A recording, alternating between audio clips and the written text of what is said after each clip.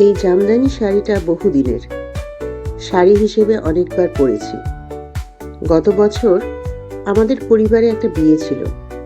সঙ্গীতের জন্য লেহেঙ্গা পরবো বলে একটা জর্জেট শাড়ি দিয়ে স্কার্টটা বানালাম, আর টপটা এমনভাবে বানালাম যাতে এই টপটা আলাদাভাবেও পরা যায়। এবারে ক্রিসমাসের দিন বাড়িতে একটা ছোট অনুষ্ঠান ছিল।